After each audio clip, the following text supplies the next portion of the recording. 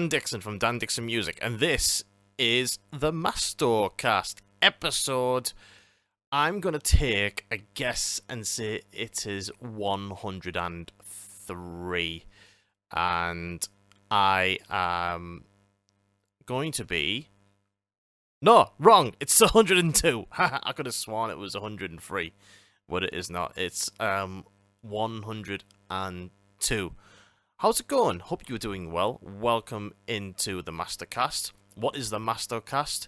For anybody who's new to the Dan Dixon Music YouTube channel or whatever, the MastoCast is just basically a monoblog. It's me just talking about albums I've listened to, games I've been playing, some gigs I've been going to, life in general, all that sort of stuff. The monoblog. That's it. That's exactly what it is.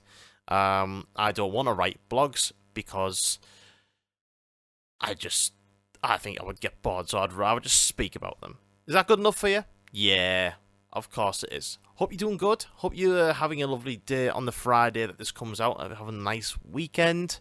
It's been a while since I've done an episode. I do apologise. I've been kind of prioritising like the TikTok videos and stuff like that recently, and the Instagram videos, all that sort of stuff. Been going cool. It's been actually going pretty good.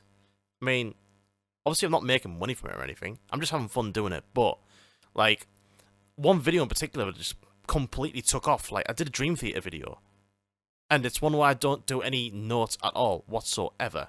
Like it's a song called The Mirror from the Awake album, and it just goes jun jun jun jun jun jun jun jun jun jun jun jun jun jun jun, and it's just got a load of like metric modulation going on with the drums and stuff.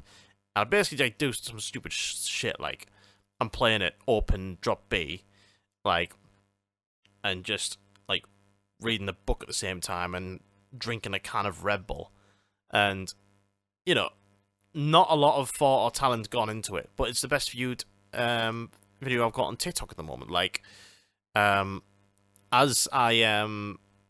we record on the 9th of April 2026, it should be on about 28,000 plays. I will just confirm that for you. No, 29.2 thousand plays. Mental. Absolutely mental. So, like, if you don't mind following me on Dan Dixon Music on TikTok, got quite a lot of videos like that, like literally just like guitar playthrough videos and stuff like that. Some dumb comedy stuff as well, and like I've done a few like showing off some records and stuff like that. But that's been going really well. Did a Don Broco Nightmare Trip and Play, and that did about 4,000 ones. 4,000 views. And Living Colour Cult of Personality, that one kind of took off a bit because that's like 5,500 views now. But the Dream Theater one, like the dust has sort of settled on that one now. So every now and then I'll get like a like from it, and it's got like how many? It's got like 1,942 likes. It's insane. But yeah, if you're interested in like looking at that sort of stuff, do follow me on Dan Dixon Music. If you haven't, on TikTok, same thing on Instagram and YouTube, and yeah, all the shorts get uploaded there. And I've been doing some long form videos, which I've been having a really good time doing. Really, to be fair, I've done a couple of episodes on two of my guitars, and yeah, both of them. Well, one of them being the Ibanez Arc 500. If you've not seen it, it's like the Ibanez Les Paul Lucky type guitar. It's my favourite guitar ever. So that is on the YouTube channel, and also I've done one on my Charvel Telecaster, so that's up there as well. And I've also did like a What's in My Bag. I brought that back. Basically, that was, I think the last time I did one What's in My Bag was like 2024, something like that. Like, but I'm back in the swing of things now with YouTube and stuff like that. I'm genuinely enjoying it. So I did a What's in My Bag for January to March, and I talk about a lot of the albums that I bought and stuff like that. And yeah, it's just really good fun. So if you're interested in that, it's all over my YouTube channel, Dan Dixon Music. So hit subscribe if you're interested in that. So yeah, it's really, really cool. It's really, really cool. And yeah, like I said, I'm just enjoying doing videos again. Will I pop off? Probably not. But it's all for the fun of it. It's all for the fun of it. And yeah, it's just cool fun. It's just cool fun. Yeah, and went to see Employed to Serve at Newcastle quite recently.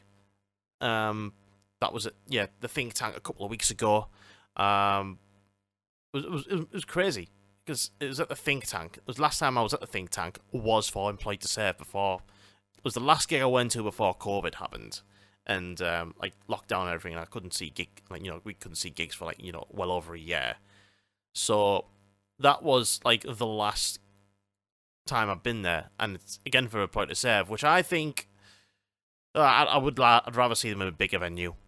I'd rather see them in a bigger venue. I just think they're that good, really, to be honest. But yeah, I got there, and there was like a support band on. I forgot the name of them. They sounded quite good. Like sort of thrash metal, sort of thing. I think they were from Scotland. That's what the singer sounded like he was from, anyways. But like the doors were late opening, so it was meant to be open at like I think it was like 7:30, something like that. It was meant to be open at 7:30, and it instead opened at like 7:45. So as I got up the stairs, as people got upstairs, the first band had already started. And I was like, fucking hell, that sucks. Like, because, like, the band is hoping, the opening band is, like, hoping for, like, a decent amount of people to, turn up and just wait for them to come on. Thankfully, there was, like, a decent-sized queue outside the I nearly said arena there, outside the venue, so, like, as the doors opened, people just started, like, flooding in, and then it got packed, like, quite quickly. But obviously, like, people went to the bar first before, like, standing to watch the band. So, like, once everyone got a drink, then they were watching the band. So, yeah, it's quite a frustrating thing, I imagine, for any sort of band to go through. God, the name of the band escapes me. It began for P, I know that much. Not Pink Floyd, I know that. But yeah, there was a band called Cage Fight that were on as main support that were touring with Employed to Serve. They were pretty good. Features Matey Boy from Tesseract. One of the guitar players from Tesseract. It's like his new, like metal band, kind of like Arch Enemy sort of thing, with a few sort of like hardcore-y type riffs in there. They were quite good. The front woman is really, really good. Very, very striking on stage. She's got a hell of a vocal range. Like lows and highs.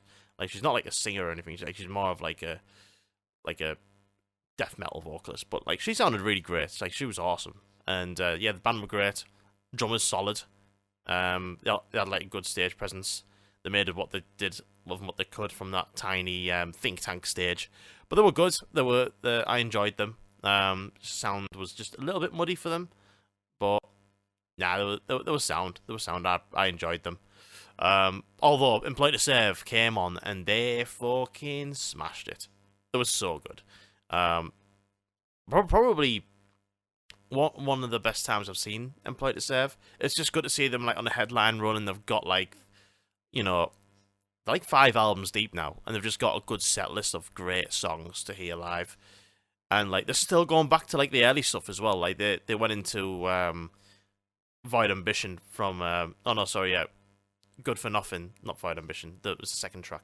They went into Good for Nothing, which is the second track of the second album of A Dying Sun, which is probably my favourite Employed to Serve album. Like, and they went into that, I was like, fuck yes. But yeah, it was a great night. Like, the band were on fire. Got to say, and I said this to Sammy, the guitar player, who I bought the record off. I was just speaking to my merch, and I said that's the best I've heard this venue sound. Like props to your sound guy, and he was over the moon about that. But like the sound was really, really good for that venue. Usually it's quite, if you've not been to the Think Tank in Newcastle before, it's quite a dirgy, small, like venue. Like, the the stage is in a corner, and to the opposite of that corner is the bar. So it's kind of like this weird layout. Like it's kind of like yeah, like the crowd goes around the stage and also around like the bar.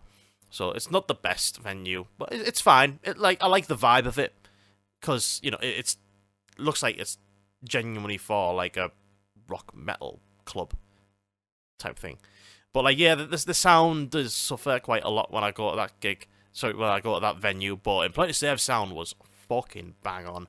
They were great. New songs from the new album sound great, and they went all the way back to the second album. They didn't really go to the first one. I don't think they do anymore. Which, like that first album's really good still, but like everything after that is just better in my opinion. So I don't blame them for not playing any of that sort of stuff anymore.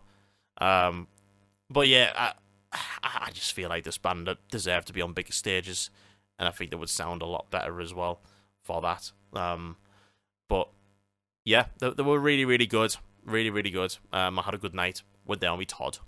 It was lovely. Yeah, really enjoyed them. Employed to Serve were fantastic. They were great. But yeah, I've not been to any other gigs really ever since then. Like the past month, I think it has been. Nah, just not been to any. I've got nothing on Tuesday. The Shoegaze band, nothing on Tuesday. Going to the Brudenell for that one, so that'll be good. Looking forward to that. Got tickets for Basement as well. I'm going to see Basement at Boom before they play Outbreak. They did like they're doing like an album launch tour, playing smaller venues. So they're playing the Boom venue, which is the new one that I've not been to yet. So I'm looking forward to that. I love Basement. Might just be them playing as well. So, getting there for 7, hopefully home by 10 o'clock. Something like that. And, yeah, looking forward to seeing Basement again, because that band are fucking great, and I love them. And I'll be seeing them again at Outbreak headlining. So, yeah, it'll be cool to see them at a small venue, stage divers and shit like that. People popping off. The crowd for Basement's always loud as well. Always loud. So, got that. And, yeah, that's it, basically. Yeah, that is it. There's been a bit of shit news though, like over the past week, and it's something that that has just really gone everywhere, around, not just in the world of hardcore, but I think in the whole alternative rock metal genre, and of course the devastating news that Bo Lueders has passed away, who was the guitar player for Harm's Way and co-host of the Hardlore podcast. And he also played guitar a little bit in Weapon X as well. And it's such a shit thing, man, because unfortunately from what it suggests on the Instagram posts and stuff like that, like it sounds like he's took his own life, because at the end of like each statement, it's come with the helpline, of course, for the for any sort of suicide prevention helplines, and it sucks. You just do not know at all who's going through this sort of thing, because especially like when I looked at someone like Bo, like I very briefly met him at Outbreak 2023. Very briefly, it was just he was just at his merch because he was selling Hardlore merch. I just very quickly went up to him and shook his hand, and I said, I've really enjoyed your podcast. And he was, greeted back with a smile and said, thank you very much, that sort of thing. Like, have a good day. That was it, really. But yeah, he was it.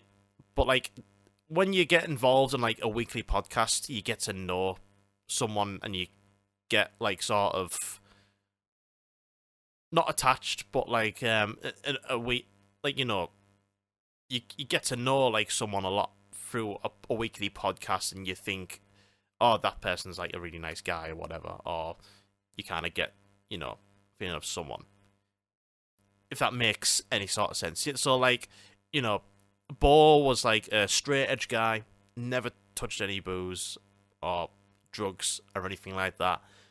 It's always talking about going to the gym, working out, and all that. Had a girlfriend, all this sort of stuff, and was in a band that travelled the world and was in part of a successful podcast, you know? And it's one of those where it's like, a sort of person, just like the last person you think to ever sort of take their own life like that, and it fucking sucks, because, you know, like, on the podcast, he's always felt like a really happy, you know, guy, always smiling, really good at his, like, you know, considering, like, you know, he's the journalistic side of things came second to, like, being banned before that. You know, Hardlore only sort of kicking off a few years ago, whereas, like, you know, Harm's Way have been going on for over a decade and whatever. Like, just both him and Colin done a fantastic job of doing Hardlore as journalists, and, like, to be honest, like, I've done a better job than I've heard journalists do theirs for a number of years, in my opinion, you know. So, to hear that this happened, it just sucks, and you just don't know who's going through that. So, you know, just, it's very sad to hear. I've been smashing Harm's Way the past few days. Harm's Way are a fucking excellent band, really fucking excellent. And, you know, I saw them at Outbreak. I don't think it was last year. It might have been the year before. They were fucking brilliant, and they were due to play Outbreak this year as well. So I don't know whether they're going to continue. Same with Hardlore. I don't know whether Colin might take it on his own as a journalist and continue going down the path and keep going, or, like, you know, have another co-host as part of that, or if Harm's Way are gonna, you know, have another guitar player and keep going, or they're gonna stop. We no idea as of yet. So we'll see. We'll see. It would be nice to see both of them continue, because, you know, legacies as special as those do deserve to keep going. You know, Harm's Way are fucking excellent. The Hardlore podcast is excellent. I've learned so much from that podcast, and, you know, got to so many bands and had so many laughs. So I hope that keeps going. And as I speak today, there's a new episode out, which they've just uploaded. And it's an episode, like, that was recorded really early on this year, and it was them two interviewing each other. And it was one that put uploading for a while because it got too personal. So Colin decided to share it because he thought the time was right for people who are, you know, grieving, that sort of thing. So I'm dreading that, like, Jesus Christ. So yeah, rest in peace, Bo Lueders. Rest in power.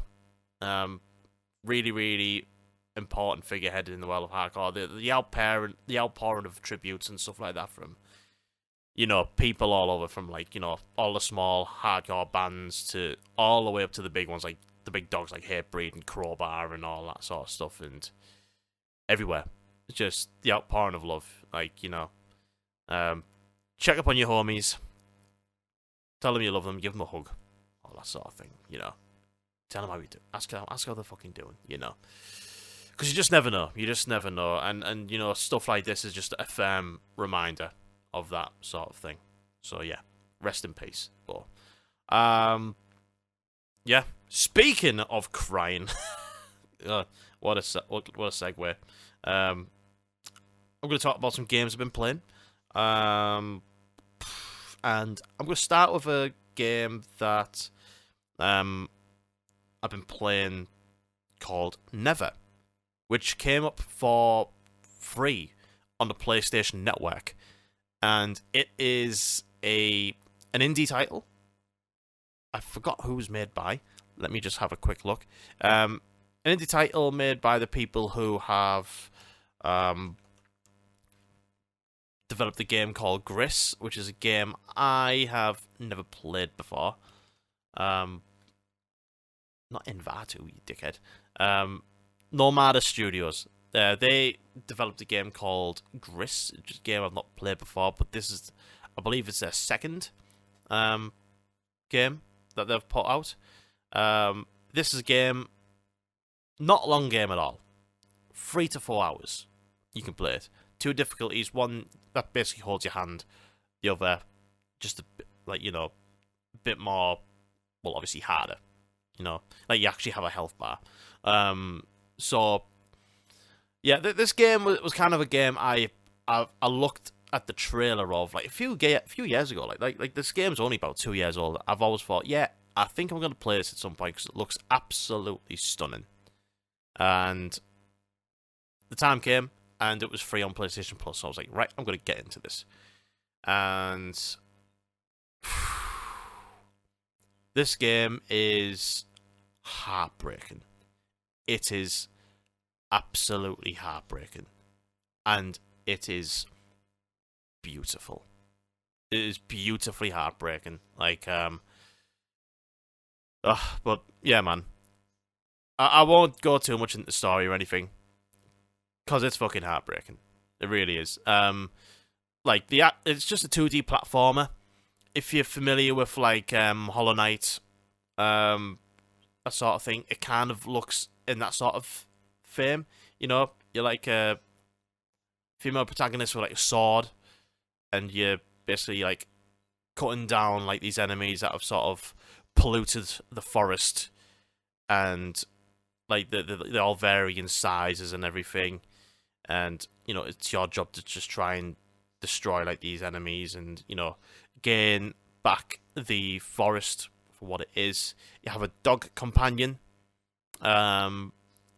which is an integral part of the story.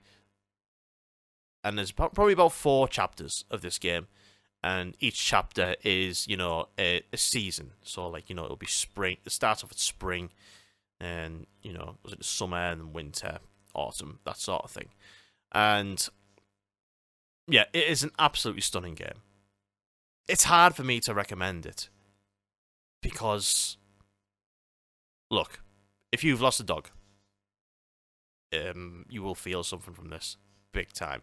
You will feel something. I started playing this game. I was sat next to Haley, and the trailer, because the trailer of this game, it shows like a dog companion dying.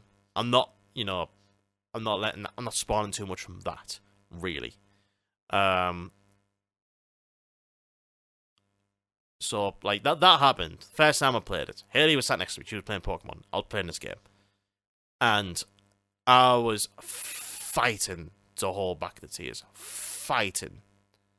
I was like, fucking hell. So that happens. Play through the game. The ending happens. I fucking pissing tears out of my eyes. I swear to God. I was fucking heartbroken. Because, without giving too much away, it's similar thing happens towards the end. But there's a bit of a twist to it, which you will get once you have finished the game. And I hope that doesn't spoil it too much in case you're thinking of playing this game. I will recommend it because the gameplay is beautiful. It is stunning. It's got some fun puzzles in there as well, and the music is beautiful as well. But like the beginning and the ending, my God, like you gotta be you gotta have a heart made of fucking stone and shite to not be moved at all, because fucking hell. I was fucking bawling my eyes out, and it's not very often this happens to me with a video game, but fucking hell, I weeped and weeped and weeped. My God. Yeah, so yeah, that happened, man. And there is a prologue that is available for this game. It literally came out like a few weeks ago, and it's £2.50. It's £2.50, and I was like, yep, of course I'm gonna buy that. Do I dare play it? Absolutely not, because I didn't seek any spoilers or anything. I just wanted to see how long it takes to finish said prologue, and I've seen people saying like it takes an hour or two to do, and people end up crying in that as well. So I'm like, fuck it, I daren't do it. I daren't fucking play it. Can't bear the sight of a dog dying. Sorry. So you know, if that is to happen again, I don't know what happens in the prologue. Never played it. I'm sure I'll get to it. But like, if you are interested in playing this game at all, it's not expensive. It will not bust the bank. Like, if like on Steam, it's $16.99, and you'll probably get a similar price on your Nintendo Switch or Xbox, PlayStation, or whatever. If you've not got PlayStation Plus, and if you want that together with the prologue, it's $17.53. Like the prologue on its own, £2.49. Like, yeah, I've not played Gris before. I've heard that's really critically acclaimed as well. So that came out in 2018. I might have to give that a go at some point. But yeah, man, Neva is stunning. Yeah, go play it. If I cried, you've got to cry as well, please. So yeah, but yeah, I've been playing that. Literally just finished playing some. Been playing some Uncharted as well. I replayed Uncharted 4, which came out on PS4. And it was actually the first PS4 game I ever played. Back years ago, I got PS4 Slim when I was living in Leeds, and that was the game that came with it. And at the time, I remember it being fantastic, and I played it, loved it, and the game is still great. Really enjoyed going back and playing it because I started playing it because there was one more Uncharted game that I had not finished. I played all the others, including the PSP one. But this one was the next one was the last one. Again, this came out on PlayStation Premium, whatever, PlayStation Plus. This is why PlayStation is so fucking good. You just get so much free shit if you're on the fucking subscription, and it's great.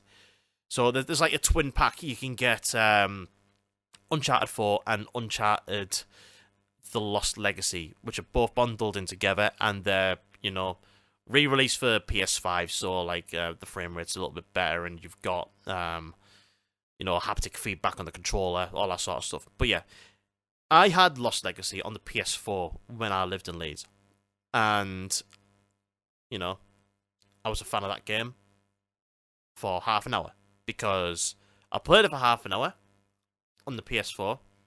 A day later, my house got burgled in Leeds. All right, so they fucking stole the PS4, they stole all the games, and they stole the TV, and that was it, I think. Fucking cunt. Yeah. So that was the last time I ever played any bit of Lost Legacy. So I've been meaning to play it, and then finally have played it, and I literally rolled credits this morning, and really enjoyed it. I really, really enjoyed it. Like, Lost Legacy is just like a sort of, kind of like a side project for Uncharted. It's not starred by Nathan Drake. You play as Chloe, who has been in like one of the first 3 Uncharted games, and Nadine is your partner, who is of course from Uncharted 4. And yeah, you two partner together to travel to India and retrieve the tusk, the sacred tusk in India. And of course, like any other similar Uncharted games, you got to work against like some mad millionaire of an army to try and retrieve it for yourself and stuff. And like similar to like what Uncharted 4 was. And but like this is also quite a short and sweet game as well. Took me about maybe 8 hours to finish, something like that.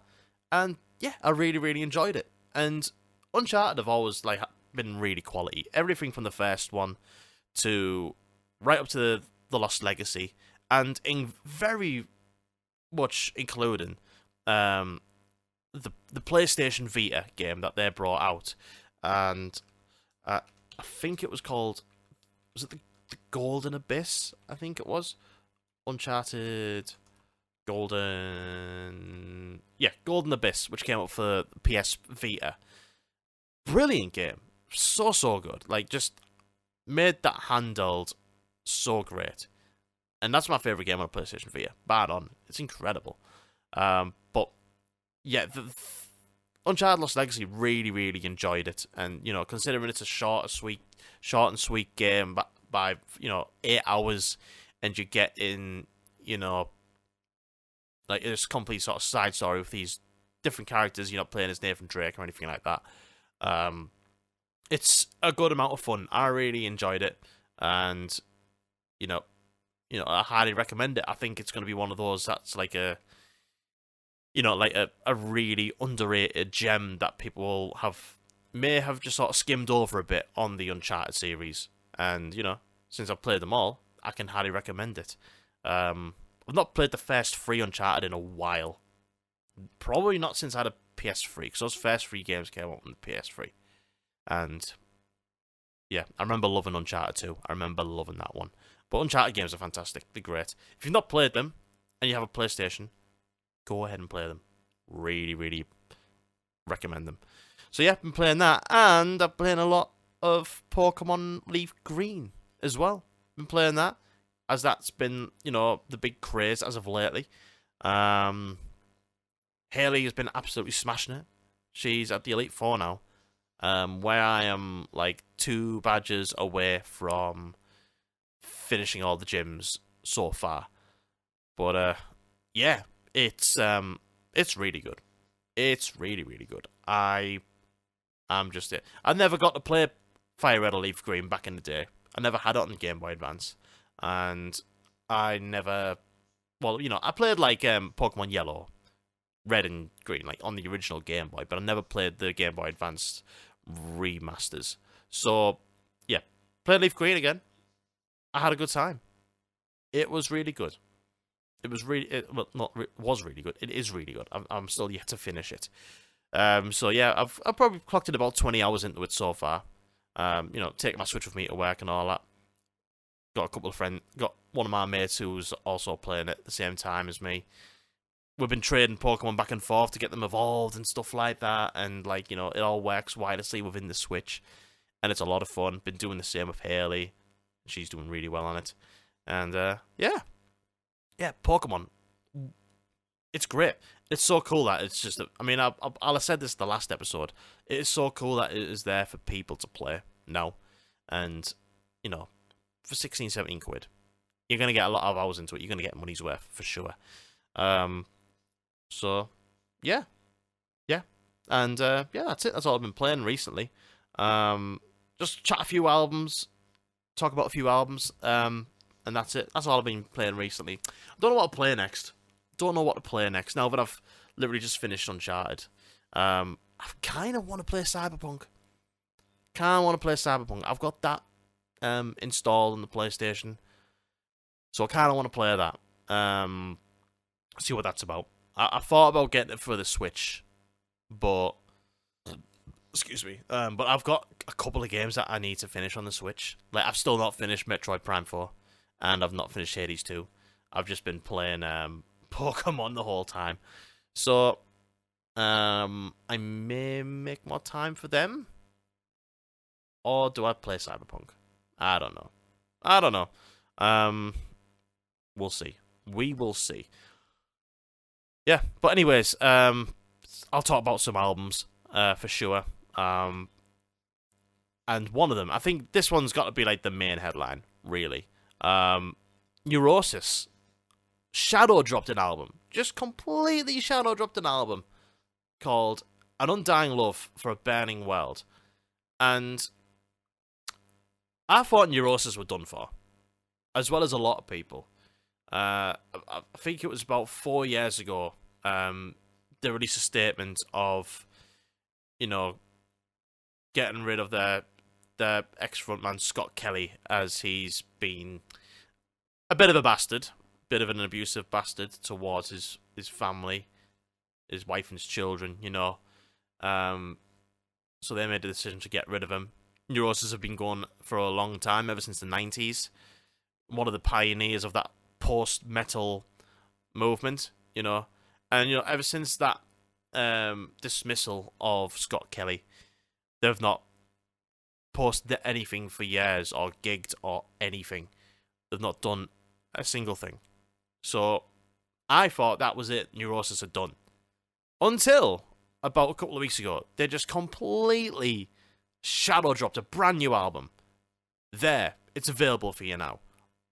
Like, without any hype or anything. They didn't post, like, hello, we're back. We've got a new album. And we now have the singer from ISIS. Not that ISIS, the band ISIS.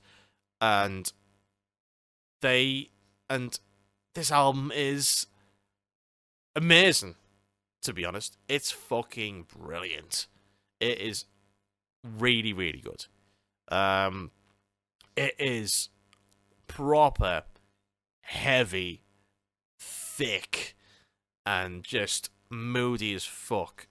And just so excellent. Like, the whole album opens up with, like, with this sort of, like, I guess you could call it a cappella, called We Are Torn Wide Open, which is literally just, like, just singing over, like, we are torn wide open, like the sickness is deafening, you know, like, we've forgotten how to live, so we suffer, we've forgotten how to love, so we suffer, all that sort of stuff, and it, like, and then, after this, straight into Mirror Deep, you are hit with this fucking disgusting riff.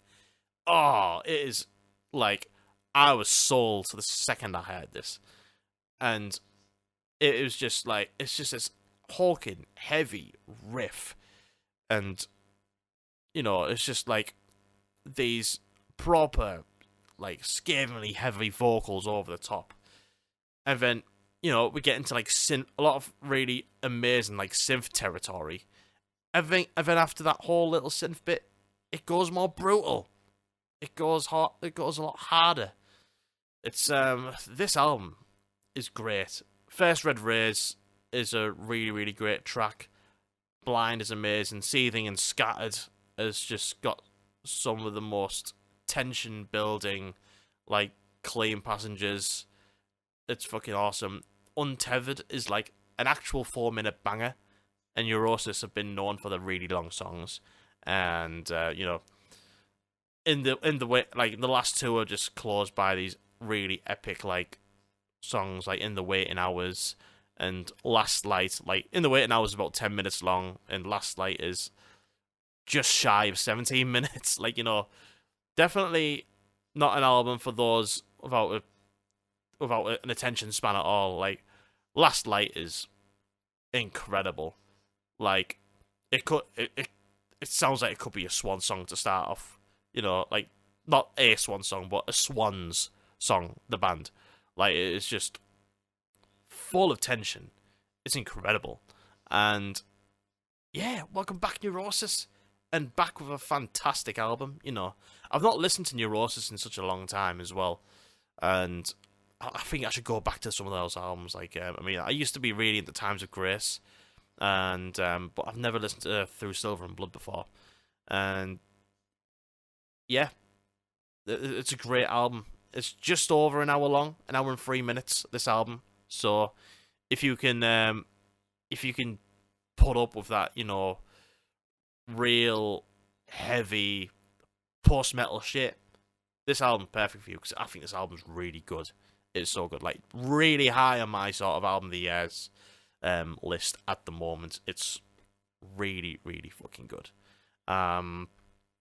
But yeah, I love the Neurosis album. I think it is so good. Speaking of long and not hard, speaking of long, I'm going for a long EP, a 2-track EP, which is Friend of War by Eternal Champion. The EP is called Friend of War, and the first track is called Friend of War, which goes in at 13 minutes, 9 seconds. This is fucking brilliant. This is, like, proper heavy metal, as if it was from the 80s. Like, Man of War. It's like Man of War, but, like, heavier. And it's got riffs. and it's telling like a story as well. Like apparently this song, Friend of War's, but it's based on a novel called Dark Crusade. It's got a bit of thrash in there. It's got a bit of just like new wave of British heavy metal in there, and it's really really cool. Like I said, it's based on this novel called Dark Crusade, and they've got like these really cool like gang vocal bits where it's like Dark Crusade, and the vocalist has just got this really awesome sort of like melodic, kind of like The Warning, if you've ever heard The Warning, or like maybe like Lane Staley from Alice in Chains, but like it more on like the higher register of things. It's a fucking great track. The second track is called YSLSL, and this is over 18 minutes long, and it's literally an ambient track. It's literally just like some ambient church noise, and it sounds great. I can tell you now, it sounds great. I was walking home from the gym yesterday, and I was listening to this EP, and this came on, and then I listened to the whole thing, whole 18 minutes of it, and like it sounded pleasing to my ears. It was great to listen to. And, as someone who isn't really, like, an ambient fan, like, I don't go on my way to listen to that sort of stuff, it sounded really, really great. I highly recommend it. If you were into swords and shields and heavy metal, Friend of War by Eternal Champion. This is the only thing I've heard of Eternal Champion, by the way. I've not heard the debut album. And that's their songs are, like, within the 4 to 5 minute range. So I'm going to give that a listen for sure. But this EP is great. I highly recommend it. Friend of War by Eternal Champion. Yeah, it's great. And, God, I've got to talk about the new Don Broco album, Nightmare Trippin'. This has been on my most played, for sure, for the past 2 or 3 weeks it's been out. This album is fucking excellent. It is so good. The latest album by Don Broco, their 5th album, they've gone heavy. They've gone heavy. And they do it really well. Because I was kind of... When I was listening to, like, the initial singles, like Cellophane and Hype Man and all that sort of stuff, I can hear they went a bit down-tuned, and they're starting to bring, like, a lot of, like, heavy metal riffs in there, like, kind of Korn-inspired, and Rob's screaming. And I was kind of a bit like, I don't know how I feel about Don Broco going heavy. Because they're just fucking great doing pop songs. Like, they really are. But, so, like, when I was listening to the singles, I wasn't all that bothered at first. And then Nightmare Trippin' came out, which featured Nickelback. Of all bands. This song is a fucking ripper. And then that's when I was like, I'm back on board with Don Broco. Yes, it's, like, heavy, it's screaming, but that hook of, all night, Nightmare Trippin' all night, like, fucking infectious. In the chorus when Nickelback and Chad Kroger come in, just like fucking, I've had enough, you're out of patience, girl, out of love. Like, oh, man, that song's been stuck in my head for the past few weeks.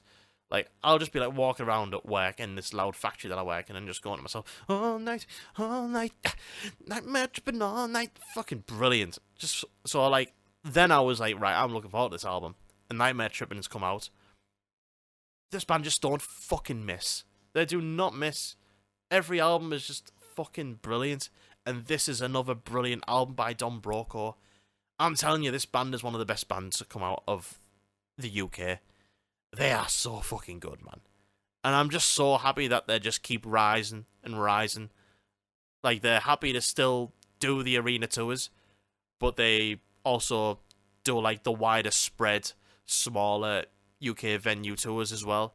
They're playing Newcastle City Hall, but oh man, we're fucking in Mexico while they're playing this. So I'm going to be missing them on this run because I love this album. Hopefully I'll catch them at like hopefully they'll do another tour next year or some festivals or whatever. And they're making their way up them festival bills, man. Like last year at Download, they were fared from headlining. They keep going. Fuck knows. But as for the rest of the album, brilliant. And they've still got a lot of the poppy hooks, like fucking Disappear and Ghost in the Night. Ghost in the Night sounds like a a fucking Fight Star meets Deftones sort of track, like something that has came off the back of the last Fight Star album, which I actually really enjoyed. Way better than President, for anyone asking. True Believers, which features of course Sam Carter of Architects, goes ridiculously hard, fucking brilliant. And Sam Carter is fucking sounding fantastic on this. I mean, Sam Carter sounds fantastic at most times, but fucking hell, he sounds feral. He sounds really, really feral.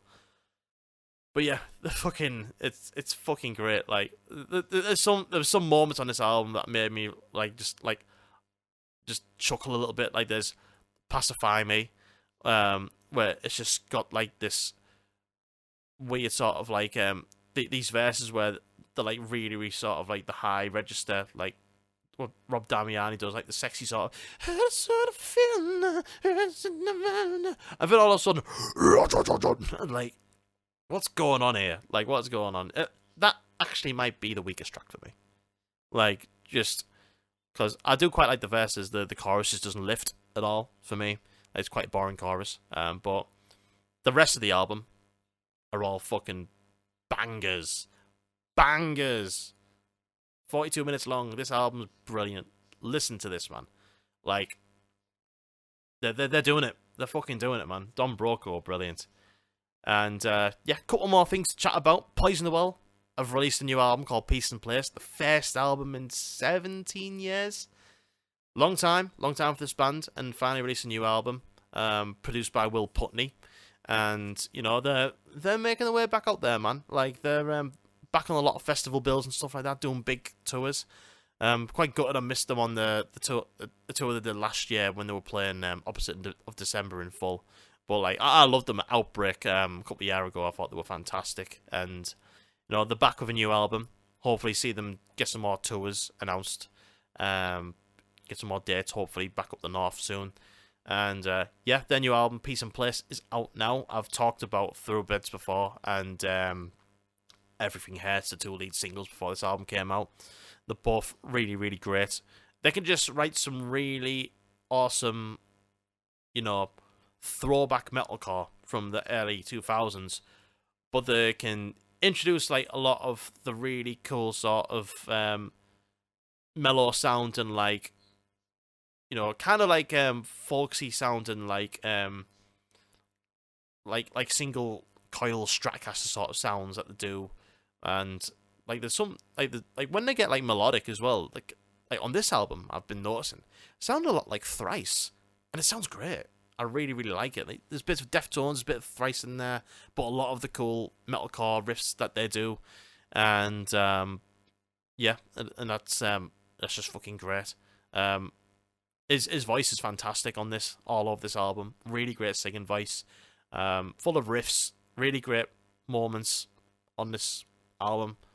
Highly recommend it. Poison the Well are back for sure. Yeah. Really great album. And another little band to sort of talk about as well. A band called I Miss You Already. All one word. I've just dropped an EP out of nowhere. I saw this band when I went to that Hardcore All Day in Newcastle last year, and it was full of bands from that Conviction Records who are based in Newcastle, and they've got like a lot of the sort of hardcore metalcore revival like bands on that label. And I Miss You Already was like the first band I watched, and I remember them sounding really fucking gnarly. And they've just released a 4-track EP, 14 minutes long, and just full of that really early noughties metalcore twinge with that, some hardcore as well, some really fucking hardcore beatdowns in there, some really scathing vocals. Really recommend this. It's called Of Teardrop Stained Glass and I Dream I Once Had. Very metalcore sounding title, all lowercase. But yeah, I Miss You Already, all one word. Highly recommend it. You can buy that on tape and CD from the record label. I'm going to buy it because I think these are a great band. Their first release, get amongst it. Yeah. So that's it. I'm going to have some brunch now. I'm starving. I'm going to have some scrambled eggs, I think. Yeah, we'll do that. Right, thanks very much for listening to the MastoCast. Hope you have a lovely weekend. The weather's kind of gone cloudy again now. was fucking gorgeous yesterday. It was hottest day of the year yesterday. It was lovely. So, yeah, if you've enjoyed the podcast, do leave a review or whatever. Help the podcast a bit. I will, sorry, it's been about a month. I will try and get back to you the next time. In a couple of weeks' time, for sure. And, yeah, if you're not subscribed or followed Dan Dixon Music on all the socials, like Instagram, YouTube, and TikTok. Loads of guitar content, loads of music content, that sort of stuff. Like I say, I've got some long-form videos up there of records I bought and the guitars that I own. So, talking about all of them. And, yeah. Thanks very much for listening. Really appreciate it, folks. And I will smell you later. I won't really smell